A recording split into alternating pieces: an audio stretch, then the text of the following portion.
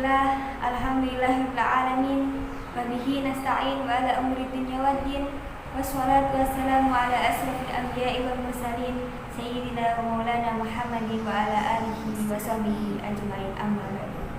Yang terhormat Ketua Yayasan Bina Umat Bojonegoro, yang terhormat Ketua Bidang Pendidikan Yayasan Bina Umat Bojonegoro, yang terhormat Kepala TK Islam Terpadu Permata Hati Bojonegoro, tak lupa yang saya hormati Bapak Ibu Wali Murid serta seluruh Ustadzah KB TKIT Permata Hati Bojonegoro.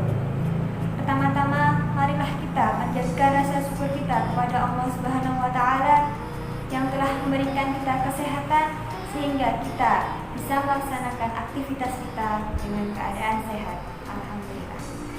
Yang kedua, sholawat serta salam semoga tetap tercurahkan kepada Nabi kita Nabi Muhammad SAW yang telah menunjukkan kita dari zaman jahiliyah menuju zaman Islamiyah, yakni agama Islam. Bapak Ibu yang dirahmati Allah, tanggal 22 Desember merupakan event penting bagi bangsa Indonesia, khususnya bagi para ibu. Karena di tanggal 22 Desember ditetapkan sebagai Hari Ibu dengan berbagai macam acara untuk memperingatinya sebagai bentuk apresiasi kita untuk membahagiakan dan memuliakan ibu kita. Bapak Ibu yang dirahmati Allah, membahagiakan dan memuliakan ibu merupakan salah satu ibadah yang tidak cukup dilakukan 1 ataupun 2 hari ataupun 1 tahun sekali. Tetapi sepanjang masa, sepanjang ruh masih ada di dalam jasad kita, dan sebagai imbalannya Allah menghadiahkan pahala surga untuk kita semua. Masya Allah.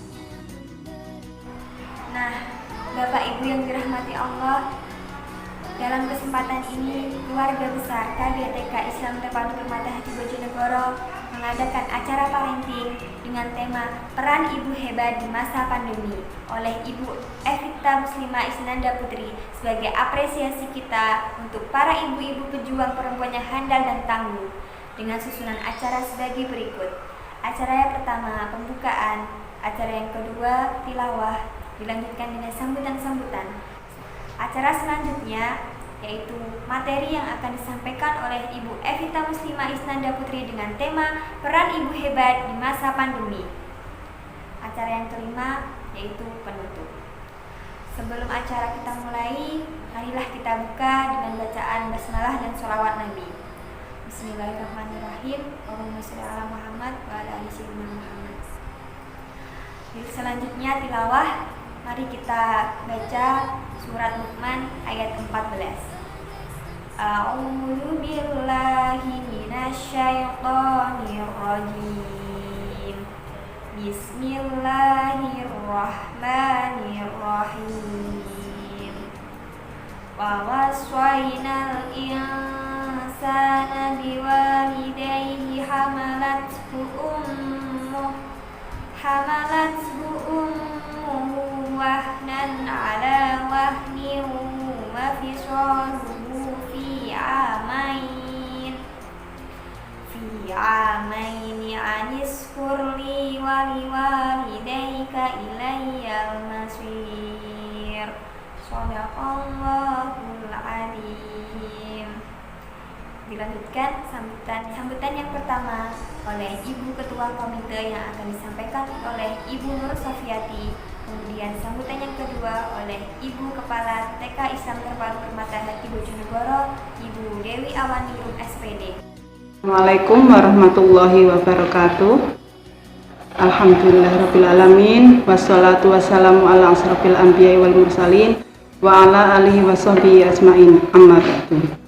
Pertama-tama, marilah kita panjatkan rasa puja dan puji syukur atas rahmat dan hidayah yang Allah Subhanahu wa Ta'ala berikan kepada kita semua.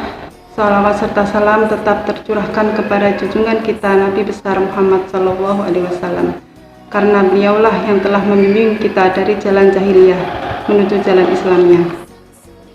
Bapak-bapak dan ibu-ibu yang saya hormati, pada kondisi seperti sekarang ini, yaitu masa pandemi, khususnya ibu-ibu kita pasti merasakan beratnya menjadi ibu rumah tangga. sekaligus guru bagi anak-anak kita, karena di samping peran kita dalam mengurus rumah seperti memasak, mencuci, beres-beres rumah, apalagi kalau kita punya aktivitas lain seperti bekerja misalnya.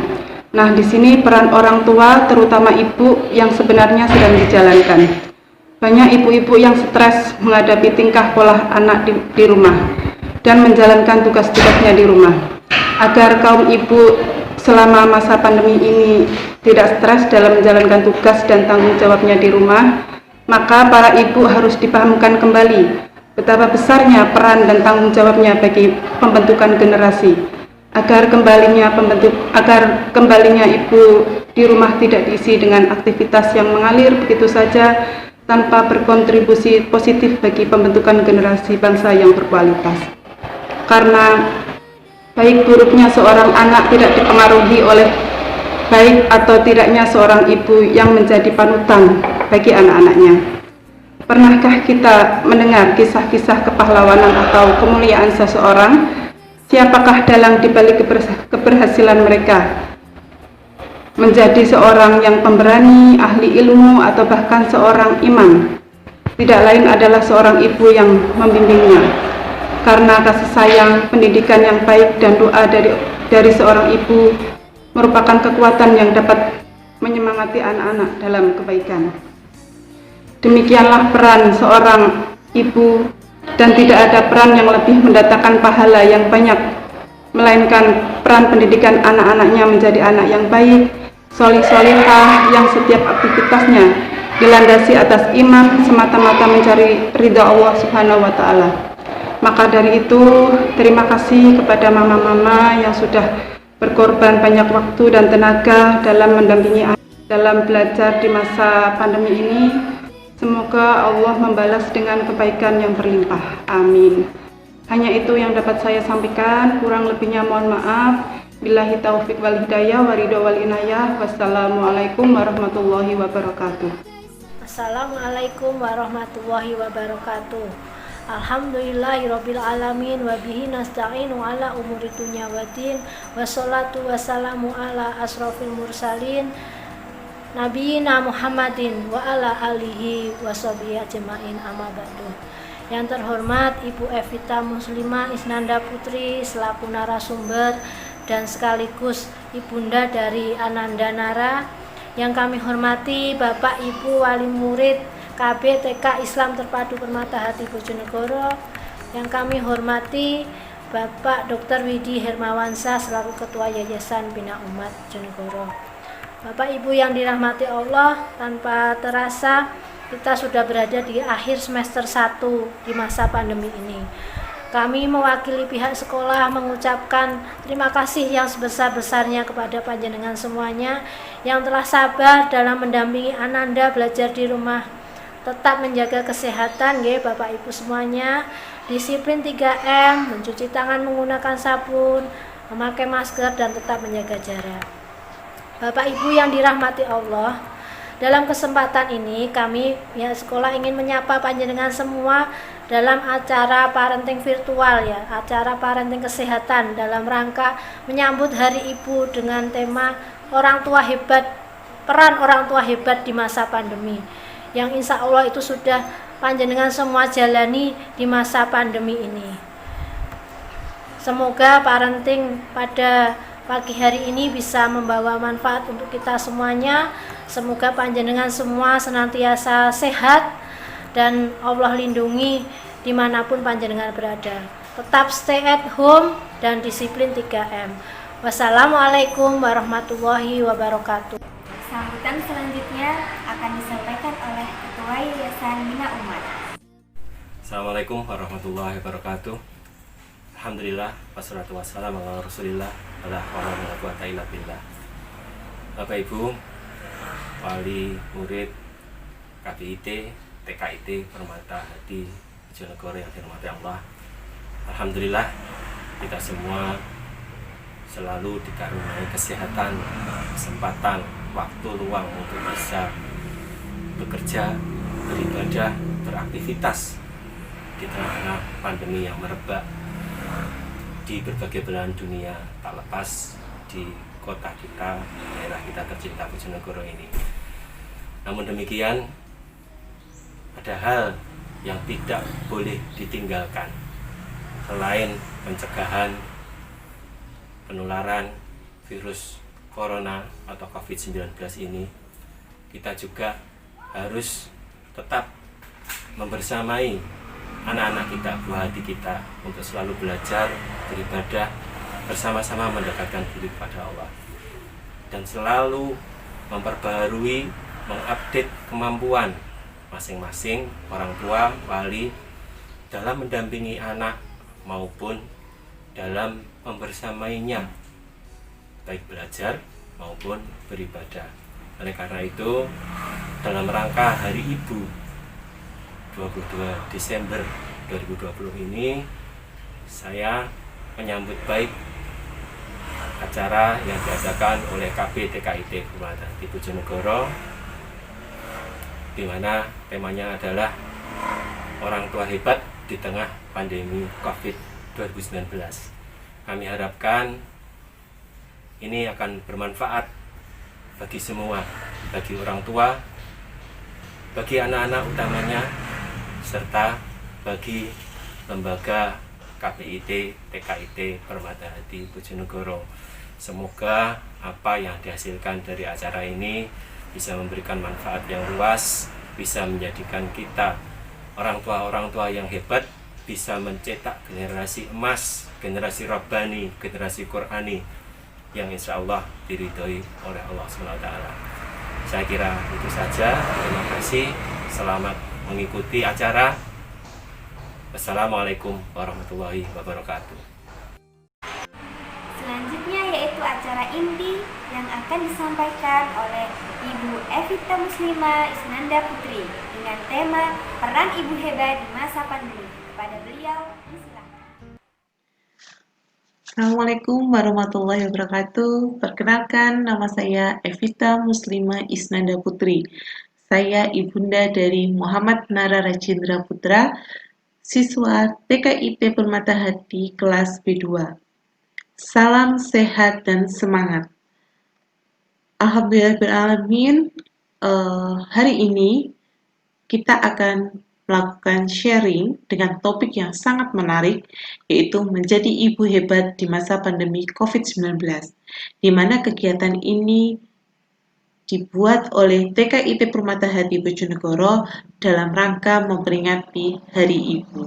Semoga materi hari ini dapat bermanfaat untuk kita semua, para ibu hebat TKIT Permata Hati Bojonegoro.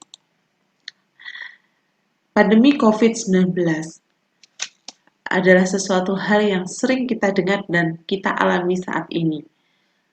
Usia COVID-19 sudah menginjak di usia yang pertama.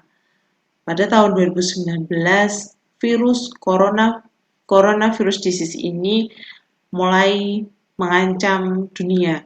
Salah satunya di negara kita, yaitu di Indonesia.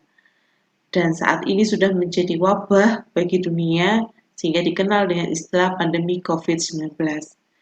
Nah, mari kita melihat apa sebenarnya yang dipikirkan anak-anak ketika mendengar kata COVID-19.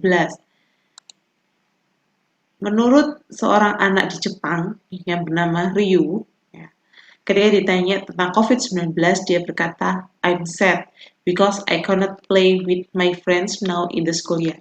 Dia berkata bahwa dia itu sedih dengan COVID-19 karena dia tidak bisa bermain dengan teman-temannya saat ini di sekolah. Dan dia menggambarkan coronavirus itu sebagai bola yang bisa dilempar dan dipukul sampai keluar dari dunia. Dia berkata, "I wish I could end the virus by this action." Dia berkata dan dia berharap bahwa dia bisa mematikan virus ini dengan cara memukul dan menendang virus ini sampai keluar dunia. Itu menurut Ryu di Jepang. Menurut Ara dan Atifa, yaitu anak-anak saya, ketika saya bertanya tentang pandemi COVID-19, mereka berkata, COVID-19 itu jahat karena COVID-19 membuat banyak orang menderita dan sakit. Di masa pandemi COVID-19 ini mereka merasa mereka tidak bisa bersekolah, tidak bisa bertemu teman-temannya di sekolah, tidak bisa bersosialisasi dengan teman-temannya yang ada di lingkungan rumah, dan tidak bisa jalan-jalan. Itu yang mereka rasakan.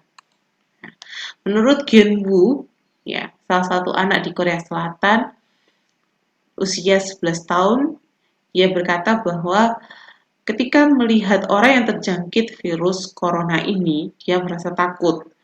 Tapi ia menikmati waktunya di rumah. Dia berkata, aku bermain permainan papan dengan ibuku, menonton film yang sudah lama ingin kutonton dan membaca buku. Menurut Gyun-woo. Menurut Alexandra dari Italia, dia berkata bahwa dengan kondisi COVID-19 yang mengharuskan dia di rumah, ini menimbulkan atau menciptakan kesempatan baru yang menyenangkan maupun yang kurang menyenangkan. Menyenangkannya bahwa dia senang dengan kondisi stay at home atau berada di rumah, dia bisa melakukan aktivitas memasak dengan ibunya di rumah dan lebih sering bertemu dan ngobrol dengan ibunya. Namun yang dia tidak merasa senang bahwa ketika dia di rumah, dia harus melakukan pekerjaan rumah. Nah, itulah persepsi anak-anak di semua negara bahwa mereka menyatakan COVID-19 ini adalah sangat menyedihkan dan memiliki dampak yang luar biasa untuk kehidupan sehari-hari anak tersebut. Bahkan di situasi pandemi COVID-19 ini, seolah memaksa kita ya, untuk berada dan tinggal di rumah saja, menjaga kesehatan dan mencegah tertularnya wabah berbahaya COVID-19. Sehingga mari kita menangkap makna di balik peristiwa ini, melihat sisi baik dari setiap keadaan yang terjadi. Pandemi COVID-19 menyerang hampir seluruh belahan dunia, termasuk di Indonesia. Ini membuat banyak orang harus kembali ke rumah, harus stay at home, ya, mengubah pola kebiasaan dan ritme kesehariannya. Setiap orang membutuhkan keluarga sebagai tempat untuk pulang dan berlindung. Keluarga memberikan dukungan dan cinta kasih tanpa syarat dalam setiap kondisi, baik dalam suka maupun duka. Kadang, kesibukan dan rutinitas adalah suatu alasan yang membuat berkumpul dengan keluarga itu menjadi sesuatu yang sulit untuk dicapai. Sehingga kita harus renungkan, dengan adanya pandemi COVID-19 yang terjadi saat ini, kita semua diajak untuk memahami kembali bahwa kita harus mampu mengokohkan pilar-pilar yang ada dalam bangunan keluarga kita agar keluarga kita menjadi lebih kuat, memiliki daya tahan untuk menghadapi berbagai tantangan kehidupan, terutama tantangan kehidupan saat ini, yaitu saat pandemi COVID-19. Di sini peran ibu, peran seorang wanita sangat penting dalam keluarga. Ibu di sini adalah orang yang sangat berperan luar biasa dalam ketahanan keluarga di masa pandemi COVID-19. Sehingga menurut saya ada beberapa peran ibu di masa pandemi COVID-19 yang harus kita lakukan.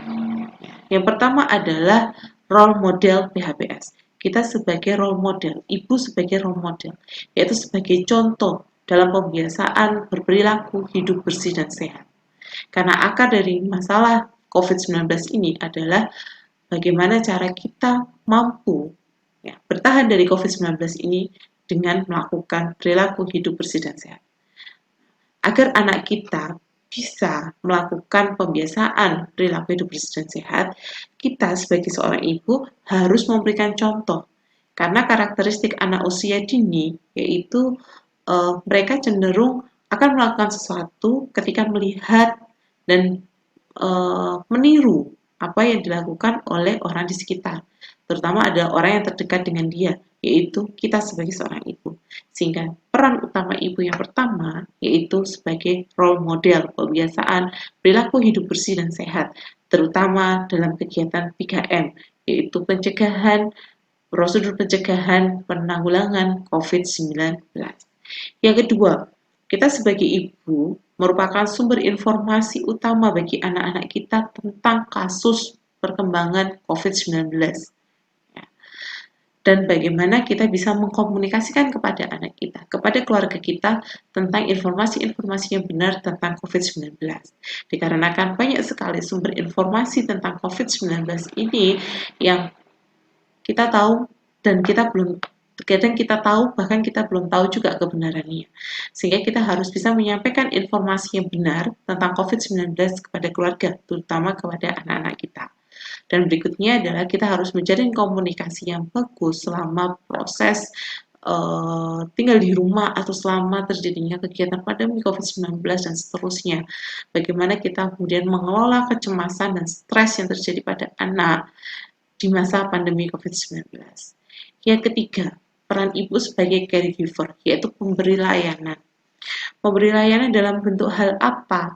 Yang jelas adalah dalam memenuhi kebutuhan gizi keluarga. Kita sebagai ibu sangat berperan dalam memenuhi kebutuhan gizi keluarga. Yang kedua, kita harus menyediakan masker, hand sanitizer, obat-obatan di rumah yang diperlukan di rumah selama kondisi stay at home, selama kita karantina di rumah. Kemudian menjalin bonding dengan anak dengan menjalin komunikasi seperti yang saya sampaikan di awal. Kemudian peran yang keempat yaitu sebagai edukator, sebagai pendidik. Kita tahu bahwa anak kita di masa pandemi COVID-19 ini dituntut untuk belajar di rumah, tidak belajar dari rumah menggunakan sistem online. Sehingga apa yang harus kita lakukan? Peran kita sebagai seorang ibu, kita harus mendampingi anak dalam belajar di rumah. Bagaimana kita bisa menghadirkan suasana yang nyaman, yang menyenangkan selama anak itu belajar di rumah. Dengan cara bagaimana kita bisa membuat jadwal aktivitas yang menyenangkan, berkreasi bersama anak-anak. Akan saya jelaskan atau akan kita diskusikan satu persatu tentang peran ibu. Yang pertama tadi ada sebagai role model, sebagai contoh anak dalam pembiasaan berperilaku hidup bersih dan sehat.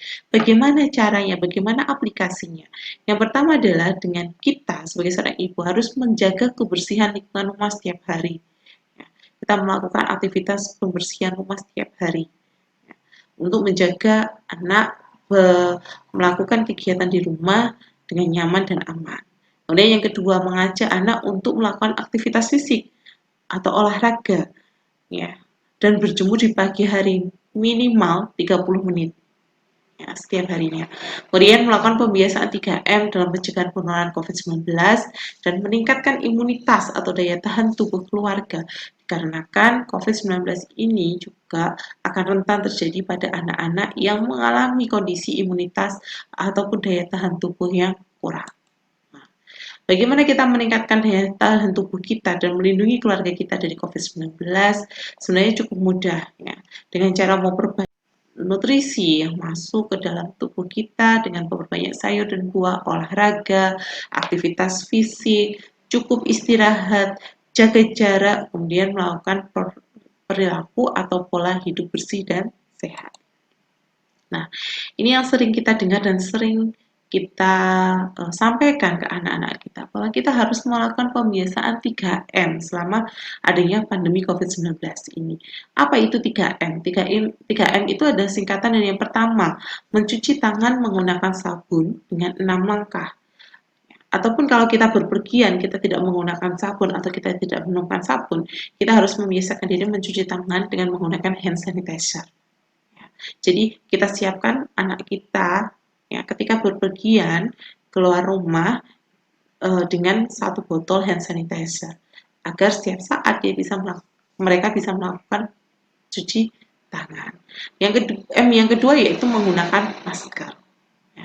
Menggunakan masker saat kita bertemu dengan orang lain atau saat kita dan anak kita berpergian keluar untuk melakukan aktivitas di luar rumah, kita harus menggunakan masker.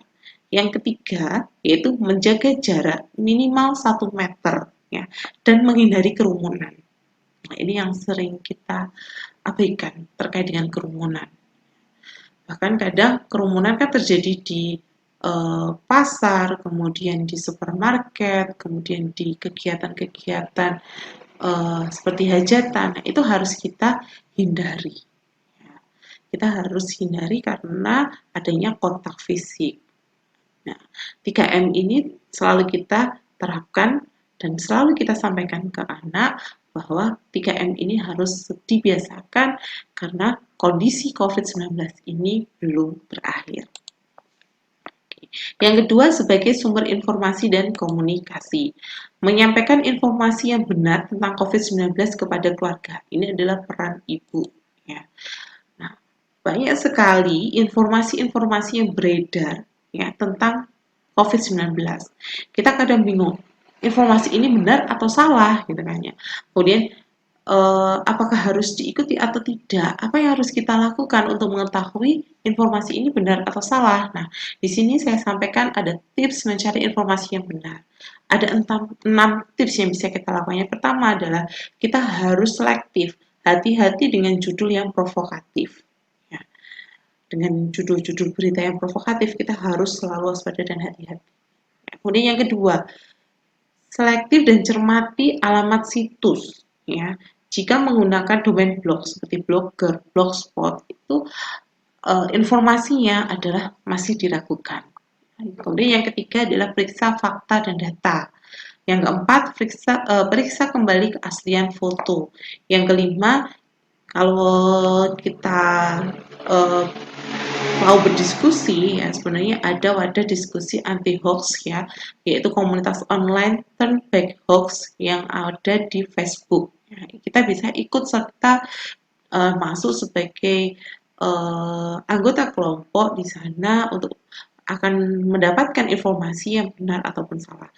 Yang penting adalah yang keenam ini, yaitu kita harus mencari sumber informasi dari situs dan website yang terpercaya.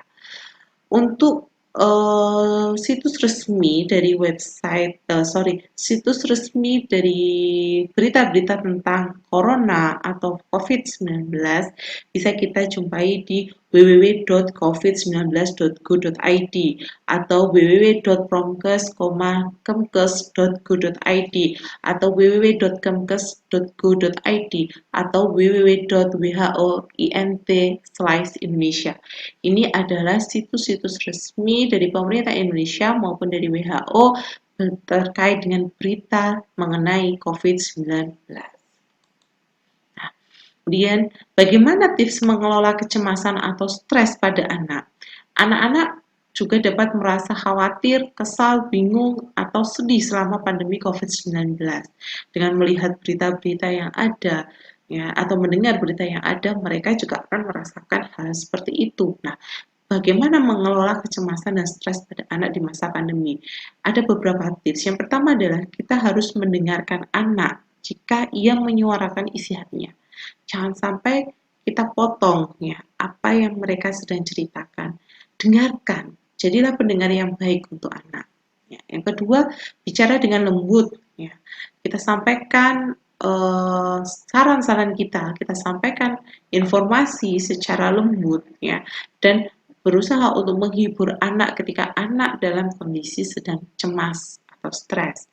Kemudian yang ketiga, berikan kesempatan bagi anak untuk bermain dan bersantai ya, dengan kadang deadline tugas dari sekolah online gitu ya, kita tetap harus memberikan kesempatan bagi anak untuk bermain dan bersantai karena hakikatnya mereka karakteristik anak usia dini adalah cenderung lebih menyukai permainan.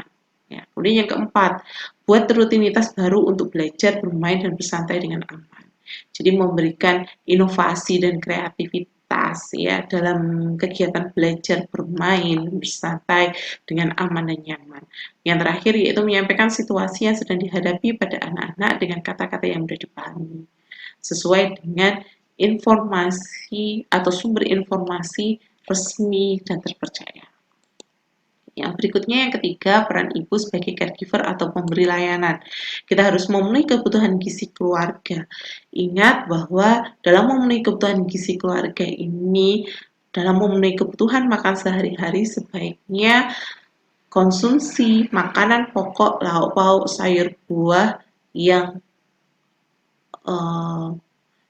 cukup ya, yang cukup dengan nutrisi.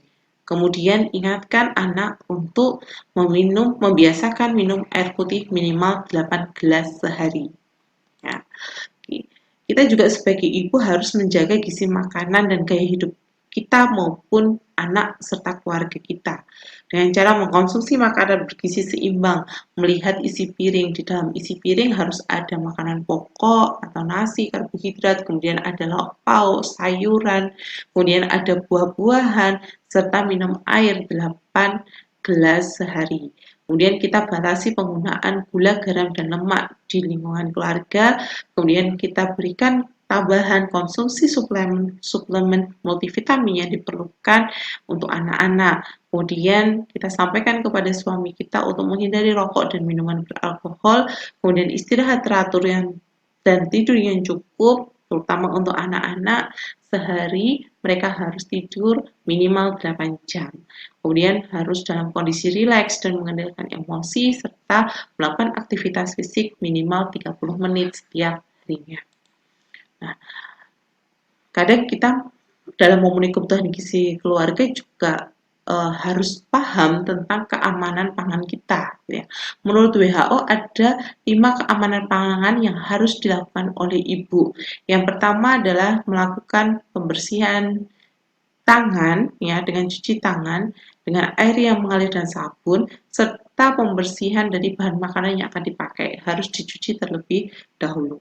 Kemudian pisahkan penyimpanan serta membedakan pisau dan talenan untuk bahan makanan yang mentah dengan makanan yang matang dan memasak dengan benar dan matang terutama bahan-bahan dari protein hewani seperti telur, daging, ikan itu harus dimasak secara matang.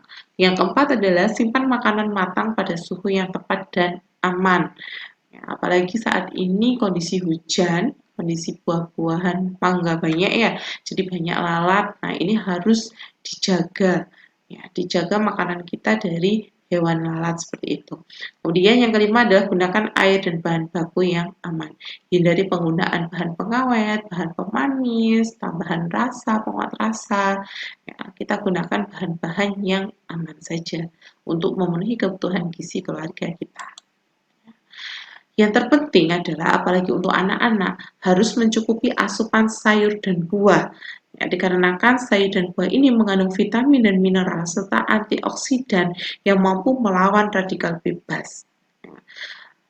Cukup dengan mengkonsumsi buah-buahan yang ada di sekitar kita seperti pisang, jeruk, alpukat, nanas, apel, pepaya, manggis, mangga, dan sebagainya. Kemudian sayuran-sayuran yang kaya serat yang penting untuk anak ya.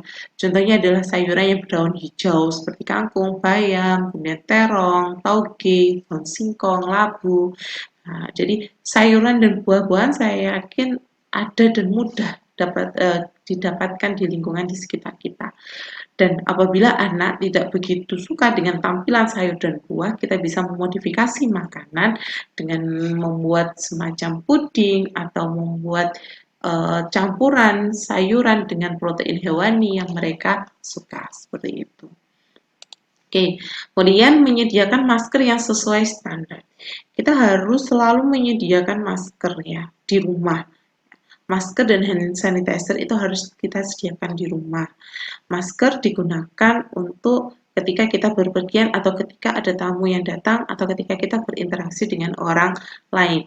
Dan masker yang kita gunakan untuk keluarga kita dan maupun kita sendiri adalah harus masker yang sesuai standar. Nah, masker mana yang lebih efektif untuk mencegah corona? Ada beberapa jenis masker. Yang pertama adalah jenis masker N95. Dia efektif ya membunuh atau menyaring partikel kecil yang ada di udara sekitar 95 sampai 100%. Namun masker N95 ini diutamakan untuk tenaga medis. Dan ada yang namanya masker bedah. Masker bedah dia efektif menyaring partikel yang ada di udara yaitu 80 sampai 90% dan digunakan sekali pakai. Masker bedah seperti ini. Ya, masker bedah digunakan sekali pakai. Kemudian ada masker berkatup. Jadi masker yang ada lubang udaranya. Ini efektivitasnya adalah 80 sampai 95% dan memudahkan orang untuk bernafas. Namun, lubang pada katup masker ini beresiko menjadi jalur keluar masuk droplet, ya. Kemudian ada yang lebih efektif efektif dan efisien juga dan bisa kita pergunakan setiap harinya, yaitu masker kain dengan 3 lapis ya, atau masker kain triple ya, atau 3 lapis. Efektif 50-70% menyaring partikel kecil yang ada di udara. Nah, ini yang sering kita pakai dan ini sangat direkomendasikan untuk penggunaan sehari-hari ya, yaitu masker kain 3 lapis. Sehingga kita harus sediakan masker-masker yang bisa kita pakai dan yang terstandar yang kita gunakan untuk anak maupun untuk keluarga kita. Nah, gimana dengan masker scuba? Masker scuba ini menurut penelitian dia memiliki efektivitas 0-5% menyaring partikel yang ada di udara sehingga tidak efektif dalam penyaring partikel-partikel terutama virus COVID-19. Meskipun masker scuba itu tampilannya menarik, warna-warni, kemudian ada gambar kartun, menarik anak-anak untuk menggunakan, tapi nyatanya masker scuba ini tidak efektif dan tidak direkomendasikan untuk penggunaan sehari-hari dalam pencegahan virus COVID-19. Begitu juga dengan masker buff. Ya, kalau masker buff ini terbuat dari kain, ya, kain yang kemudian ditarik ke atas untuk menutupi hidung. Nah, ini juga tidak efektif, ya. Dia hanya 0-5% menyaring partikelnya. Sehingga kita harus memiliki masker yang paling efektif yang bisa dipergunakan sesuai dengan standar. Nah, bagaimana kemudian cara penggunaan masker? Nah, ini juga harus diketahui oleh ibu agar kita bisa memberikan atau membantu menggunakan masker pada anak yang tepat. Yang pertama adalah tutup mulut, hidung, dan dagu. Ya, pastikan masker yang berwarna berada di sebelah depan. Jadi yang berwarna ada biasa. Ini contohnya masker bedah ya. Ini ada warna biru, ada warna hijau. Ini adalah yang di depan. Dan ketika kita memasang ini harus menutup hidung, mulut, dan dagu. Ya, jadi tidak hanya menutup hidung dan mulut saja, tapi harus sampai ke dagu bagian bawah. Caranya dengan seperti ini. Ya, kemudian kita pakai. Nah, ketika kita pakai, kita jangan lupa kita tekan di ujung bagian hidung. Ya, membentuk hidung, membentuk pola hidung. Dan yang paling bawah ini ditarik untuk menutup dagu bagian bawah. Ini saya pakai contoh yang tidak hijab. Nah, seperti ini cara penggunaannya. Nah, bagaimana kemudian cara melepasnya? Kita tidak boleh melepas dengan mengambil seperti ini. Ya, ini tidak boleh. Ketika terpasang, yang harus kita lepas pertama adalah tali pengait maskernya. Ya, kita ambil tali pengait maskernya dan kita tutupkan dan kita buang ke tempat sampah kalau ini adalah disposable atau yang tidak bisa dicuci. Ya, tapi kalau bisa dicuci, masker bisa dimasukkan ke dalam larutan sabun atau larutan antiseptik, ya, yang kemudian direndam dan dicuci untuk penggunaan berikutnya. Setelah itu kita lakukan cuci tangan dengan sabun dan air mengalir atau menggunakan hand sanitizer dengan 6 langkah. Ini penting sekali harus kita ketahui sebagai seorang ibu agar kita bisa menggunakan masker dengan tepat pada anak maupun menyampaikan kepada keluarga. Nah, yang keempat adalah sebagai edukator atau pendidik. Tadi saya sampaikan bahwa si anak ya dalam kondisi pandemi COVID-19 ini sekolah harus dari rumah, sehingga kita sebagai seorang ibu harus menyiapkan strategi ya, kenyamanan dan keamanan ketika anak belajar dari rumah melalui online. Caranya yang pertama adalah ciptakan rutinitas dengan membuat jadwal harian ya untuk belajar, tidur, bermain dan bersantai sehingga anak lebih semangat melaksanakan kegiatan sehari-harinya dengan jadwal yang sudah ada. Atau membuat si anak itu kemudian hidupnya secara teratur sesuai dengan jadwal yang telah disepakati. Yang kedua adalah bicara pada anak.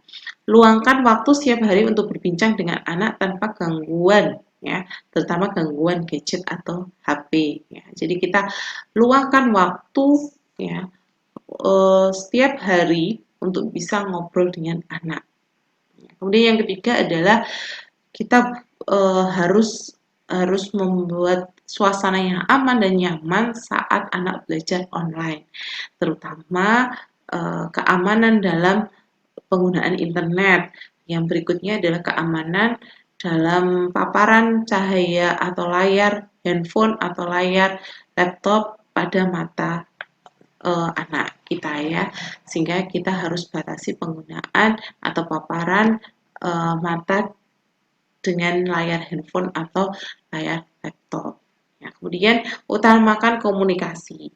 Meskipun anak belajarnya di rumah, kita harus tetap melakukan komunikasi dengan ustazah atau guru yang ada di sekolah serta orang tua murid lainnya, sehingga memberi motivasi kita juga sebagai ibu yang mendampingi anak belajar di rumah maupun mendapatkan informasi-informasi terkait dengan proses pembelajaran yang harus anak lakukan selama di rumah. Nah, yang berikutnya adalah kita harus menciptakan suasana gembira dalam bermain dan belajar di rumah bersama ayah dan ibu. Kadang anak ya di masa pandemi seperti ini dia di rumah pasti ada keluhan bahwa bosan mah di rumah aja atau jenuh di rumah, pengen keluar, pengen main di luar. Nah, padahal kondisi pandemi seperti ini, apa yang harus kita lakukan? Yang penting kita tetap menjaga protokol kesehatan dengan 3M tadi, sehingga kita bisa melakukan aktivitas di luar dengan anak dengan tetap menerapkan 3M tadi untuk menciptakan suasana yang menyenangkan dan suasana yang mungkin lain selain hanya di rumah. Contoh kegiatan yang bisa kita melakukan aktivitas bertanam atau berkebun, misalkan ini kan sekarang lagi hits ibu-ibu muda atau ibu-ibu yang senang berkebun ya. Ya, kita bisa ajak anak, libatkan anak untuk berkebun. Ya, kemudian melakukan aktivitas atau permainan di alam terbuka. Kenapa memilih di alam terbuka? Karena di alam terbuka menghindari adanya kerumunan di dalam suatu gedung atau suatu ruang indoor ya. Jadi kita harus memilih permainan-permainan di alam yang terbuka. Karena tadi menghindari kerumunan dan menghindari adanya penyebaran virus corona itu.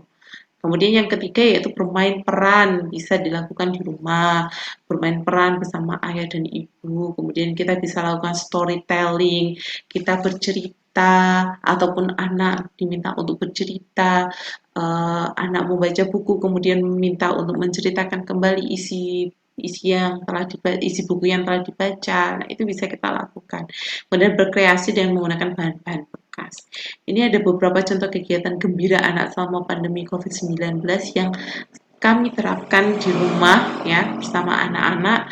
Yang pertama ada bermain di alam, kita ajak anak untuk bermain di sawah, mengajak untuk bermain layang-layang, mengenalkan mainan tradisional, kemudian mengajak untuk melakukan aktivitas dengan memancing, kemudian mencari ikan gitu ya, kemudian bersepeda, berkeliling sawah. Nah, kita kalau saya memilih di alam yang terbuka karena tidak menimbulkan kerumunan dan jauh ada jarak dengan orang di sekitar kita. Oke, kemudian bermain dengan mainan dan dari barang bekas. Nah, kita bisa manfaatkan kardus, kita bisa manfaatkan gelas bekas untuk berkreasi bersama anak, membuat rumah-rumahan, kemudian membuat dakon dari kardus dan gelas. Ini juga atas tugas dari sekolah ya, yang kemudian memanfaatkan barang bekas ini untuk menjadi sebuah mainan yang bermanfaat untuk anak-anak.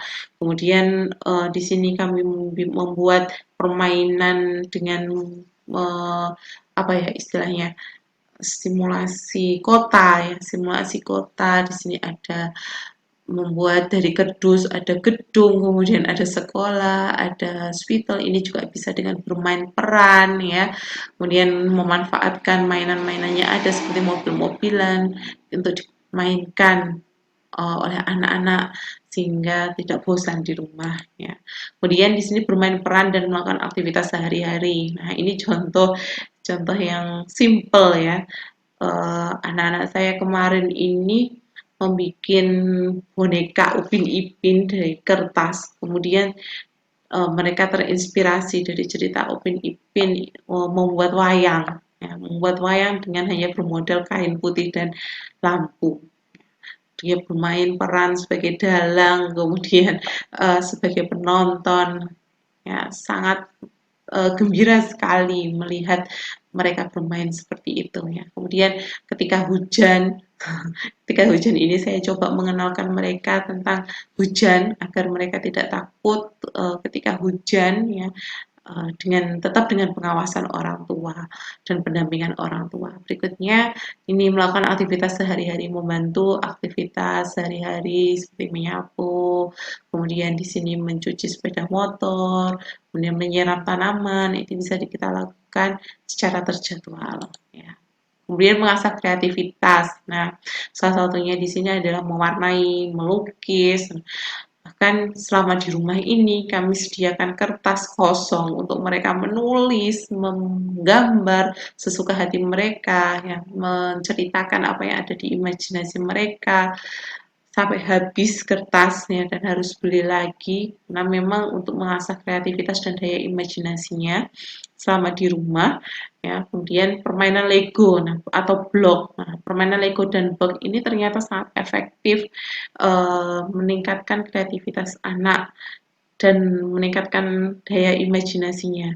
Dari blok dan Lego itu bisa membuat pesawat, kemudian bisa membuat gedung, rumah, membuat mobil dan sebagainya sesuai dengan imajinasinya dan imajinasi si anak, dan kemudian mereka melakukan permainan peran melalui Lego yang telah dibentuk. Nah, ini mengasah kreativitas.